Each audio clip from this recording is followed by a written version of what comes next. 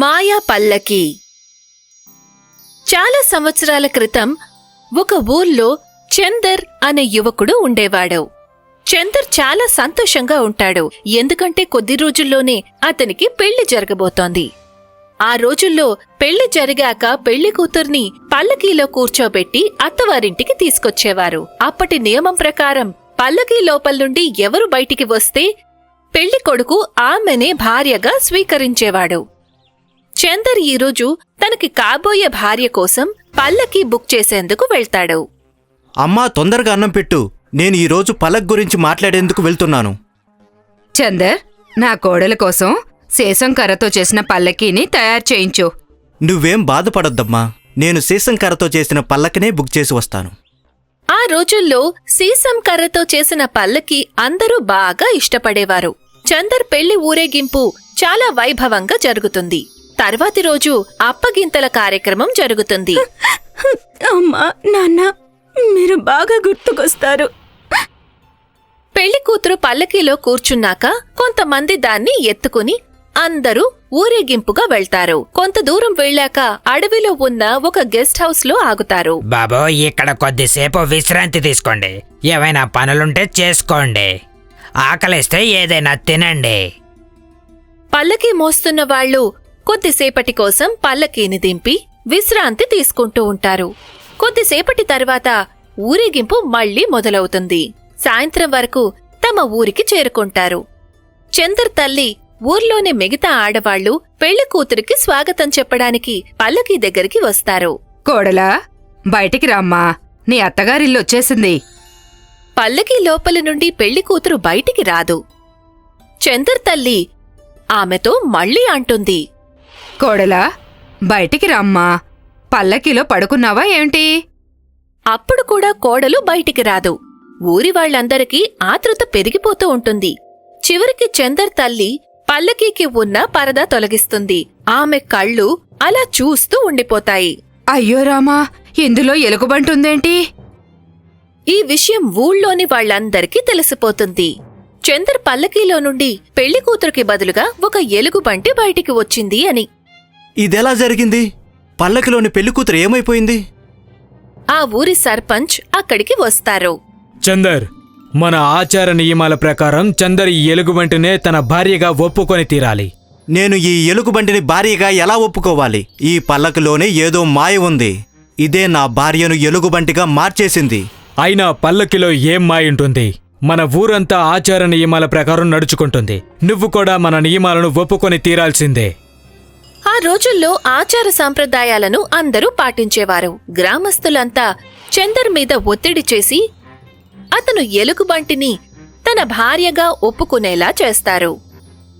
కొద్ది రోజుల తరువాత సర్పంచ్ కొడుకు పెళ్లి కూడా కుదురుతుంది. సర్పంచ్ కొడుకు భార్య కూడా చందర్ పెళ్లి జరిగిన గ్రామం నుండి రావాల్సి ఉంటుంది.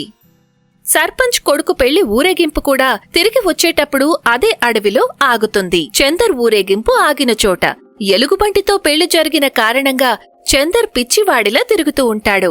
అతను ప్రతిక్షణం తన భార్య కోసం వెతుకుతూ ఉంటాడు. నా భార్య ఎక్కడికి వెళ్ళిపోయింది? ఊరేగింపు ఇక్కడే ఆగింది. నా భార్య ఏమైపోయింది? నేను ఎలుగుబంటిని భార్యగా ఎలా ఒప్పుకోవాలి? ఏయ్ చందర్, ఎక్కడికి వెళ్తున్నావు? వెనక్కి వచ్చేయ్, ఊరేగింపు వెళ్ళిపోతోంది. సర్పంచ్ కొడుకు పెళ్లి ఊరేగింపు ఊర్లోకి వస్తుంది. ఊర్లోని ఆడవాళ్లు కోడలికి స్వాగతం చెప్పేందుకు వస్తారు. పల్లకి పరదా తీసి చూసేసరికి అందులో ఒక నక్క ఉంటుంది. ఊరి వాళ్లందరూ ఆ నక్కని చూసేందుకు అక్కడికి తరలి వస్తారు. పెళ్లి కూతురు ఏమైపోయింది?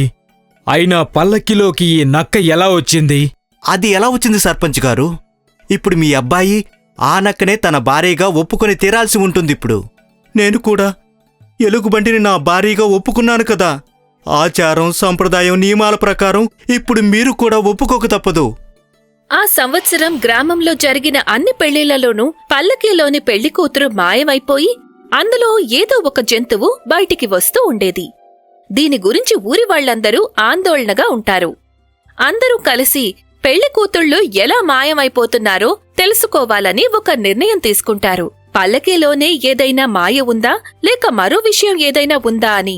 ఒకరోజు అందరూ కలిసి పెళ్లి ఊరేగింపు జరుగుతున్నట్టు నాటకమాడతారు. పల్లకీలో ఒక వ్యక్తిని కూర్చోబెడతారు. పల్లకిని అడవిలో దింపి విశ్రాంతి తీసుకుంటూ ఉంటారు. పల్లకీ లోపల కూర్చున్న వ్యక్తి భూమి లోపలి నుండి ఎవరో పల్లకీ అడుగు భాగాన్ని కోస్తూ ఉంటారు. అది ఒక అమ్మాయి చెయ్యి. ఆ వ్యక్తి ఆమె చేతిని గట్టిగా పట్టుకుని అరుస్తాడు. అందరూ వచ్చేయండి, పెళ్లి కూతుళ్ళ దొంగని పట్టుకున్నాను, తొందరగా రండి, ఆమె భూమి లోపల దాక్కొని ఉంది. ఊరి వాళ్లంతా అక్కడికి చేరుకుని భూమిలో నుండి ఒక అమ్మాయి చెయ్యి పట్టుకుని ఆమెను బయటికి లాగుతారు. నువ్వేనా మా అందరి పెళ్లి కూతుళ్ళని మాయం చేస్తోంది? మేమీ పల్లకిలోనే ఏదో మాయ ఉందనుకున్నాం. అవును, నేనే చేశాను. మీ ఊరతనితో నా పెళ్లి జరగాల్సిందే. ధీరజ్ అనే అతను గుర్తున్నాడా? అవును, గుర్తున్నాడు. ఆ పెళ్లి జరగలేదు కదా. ఆ పెళ్లి ఎందుకు జరగలేదంటే మా అమ్మా నాన్నలు ధీరజ్ అడిగినంత కట్నం ఇవ్వలేకపోవడం వలనే మేం మా ఆస్తంతా అమ్ముకొని డబ్బు ఏర్పాటు చేశాం. కొద్దిగా డబ్బు తగ్గినందువల్ల ధీరజ్ వాళ్ళు పెళ్లి జరిగేందుకు ఒప్పుకోలేదు. అప్పుడే నేనొక నిర్ణయం తీసుకున్నాను. ధీరజ్ ఊళ్ళోకి కోడలుగా ఎవరిని అడుగు పెట్టనివ్వనని. నేను పెళ్లి కూతుళ్ళని భూమి లోపల ఉన్న సొరంగం నుండి మా ఇంటికి తీసుకెళ్లేదాన్ని. వాళ్ల స్థానంలో ఏదో ఒక జంతువుని ఉంచేదాన్ని. మీ అందరి భార్యలు నా దగ్గరే ఉన్నారు. చందర్ సర్పంచ్ ఆ అమ్మాయిని క్షమాపణలు అడుగుతారు. నీకు జరిగిన అన్యాయానికి మా ఊరి వాళ్ళందరూ చాలా బాధపడుతున్నారు. కానీ నువ్వేం బాధపడకు. నేను ధీరజ్ తండ్రితో మాట్లాడి నీ పెళ్లి మా ఊళ్ళోనే జరిపిస్తాను. కానీ దయచేసి ఆ పెళ్లి కూతుళ్లను విడిచిపెట్టు. పెళ్లి కొడుకులంతా పిచ్చి వాళ్ళైపోతున్నారు. చందర్ ఇంకా మిగతా వాళ్లందరూ తమ భార్యలను కలుసుకుంటారు. పెళ్లి కూతుళ్లను మాయం చేసిన అమ్మాయి పెళ్లి కూడా ధీరజ్తో జరిపిస్తారు. ఆ రోజు నుండి ఊరి వాళ్లందరూ సంతోషంగా ఉంటారు. గుడియా వాళ్ల కుటుంబం మధ్యప్రదేశ్లోని ఒక ఊర్లో ఉండేవారు.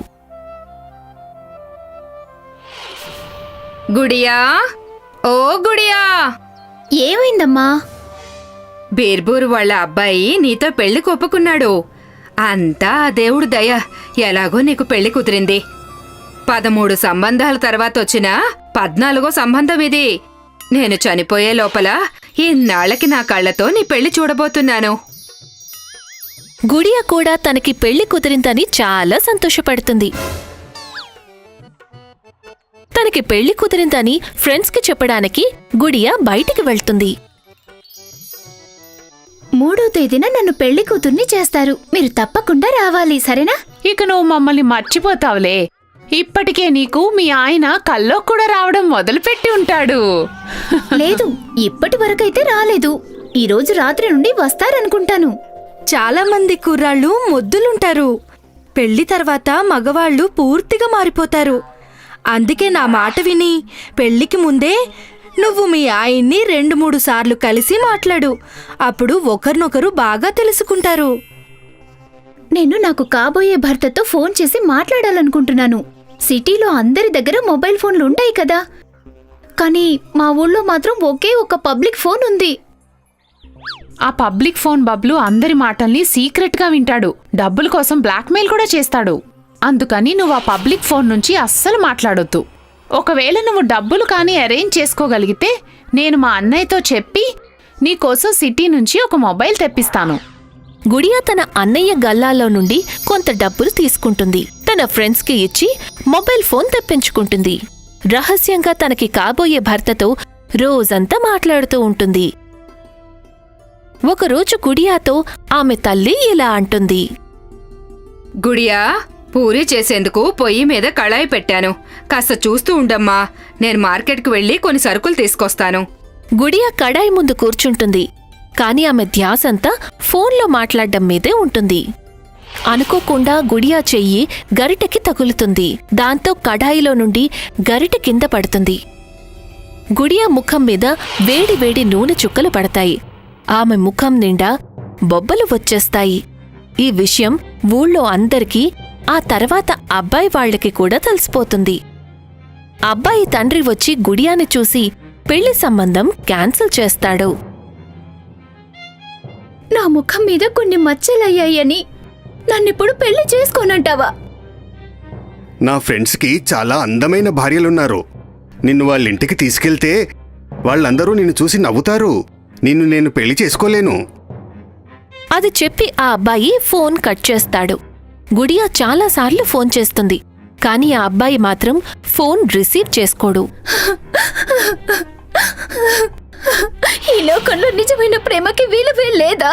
ఓహో, వీళ్ళు తనకి అందమైన భార్య ఉండాలని అందుకే కోరుకుంటారనుకుంటాను. అందరి ముందు వాళ్ళ గొప్పలు చెప్పుకోవడానికే. నిరాశతో ఉన్న గుడియా నదిలో దూకి ఆత్మహత్య చేసుకునేందుకు వెళ్తుంది. ఆమె నదిలోకి దూకబోతూ ఉండగా వెనుక నుండి మరో యువతి ఆమెను ఆపుతుంది. నీకు స్విమ్మింగ్ వచ్చా, లేదంటే చనిపోవడానికి దూకుతున్నావా? నాకు స్విమ్మింగ్ రాదు. ఈ లోకం నుండి వెళ్ళిపోయేందుకు దూకుతున్నానంతే. ఆ యువతి గుడియా గురించి మొత్తం తెలుసుకుంటుంది. అన్నట్టు మీరు పెళ్లి కూతురు డ్రెస్ ఎందుకు వేసుకున్నారు? నాతో పద, ఇంటికెళ్ళాక చెప్తాను. ఆ యువతి గుడియాని తన ఇంటికి తీసుకువెళ్తుంది. దాదాపు 15 ఏళ్ల క్రితం నాకు కూడా సరిగ్గా నీలాంటి సమస్య వచ్చింది. నా ముఖం కాలిపోయింది. అబ్బాయి వాళ్ళు నన్ను పెళ్లి చేసుకోనని చెప్పారు. నేను కూడా నిరాశతో నీలాగనే ఈ లోకం విడిచి వెళ్లేందుకు వెళ్తున్నాను. అప్పుడు నాకు ఒక పెద్దమ్మ కనిపించి మాయా పసుపు ఇచ్చింది. మాయా పసుపా? అవును, కొద్దిగా దీన్ని పెట్టుకుని చూడు. దీన్ని పెట్టుకోగానే నీ ముఖం పైన ఉన్న మచ్చలన్నీ మాయమైపోతాయి. గుడియా తన ముఖానికి ఆ మాయా పసుపుని పూసుకుంటుంది. ఒక్కసారిగా ఆమె ముఖం మునుపటికన్నా అందంగా తయారవుతుంది. మీ ముఖం బాగయ్యాక అప్పుడు మీ పెళ్లి జరిగిందా? లేదు, నేను పెళ్లి చేసుకోలేదు. ఒంటరిగానే జీవితం గడపడం మంచిదని అనిపించింది. గుడియా తిరిగి తన ఊరికి చేరుకున్నాక ఊరివాళ్లు ఆమెను చూసి ఆశ్చర్యపోతారు. గుడియా పెళ్లి ఎవరితో అయితే కుదురుతుందో ఆ అబ్బాయి మళ్లీ గుడియాని పెళ్లి చేసుకుంటాను అని అడుగుతాడు. నాకు నీలాంటి అబ్బాయిని పెళ్లి చేసుకోవాలని ఏమాత్రం లేదు. నువ్వు నన్ను కాదు, నా అందమైన ముఖాన్ని మాత్రమే ఇష్టపడుతున్నావు. రేపు నా ముఖం మీద మళ్ళీ మచ్చలైతే మళ్ళీ నువ్వు నన్ను వదిలేసి వెళ్ళిపోతావు. అందుకే నేను నిన్ను పెళ్లి చేసుకోను. గుడియా ఒక నిర్ణయం తీసుకుంటుంది. ముందు తన కాళ్ల మీద తను నిలబడాలి అని, ఆ తర్వాతే పెళ్లి చేసుకుంటాను అని. ఫ్రెండ్స్, ఈ కథ నుండి మనం తెలుసుకున్నదేంటంటే, అమ్మాయిలందరూ పెళ్లికి ముందే తమ భవిష్యత్తు గురించి ఆలోచించుకోవాలి. ఎందుకంటే పెళ్లి తర్వాత అబ్బాయి ఇంటివాళ్లు ఏదో ఒక కారణంతో వదిలేసినా తమ జీవితాన్ని స్వతంత్రంగా గడపగలుగుతారు.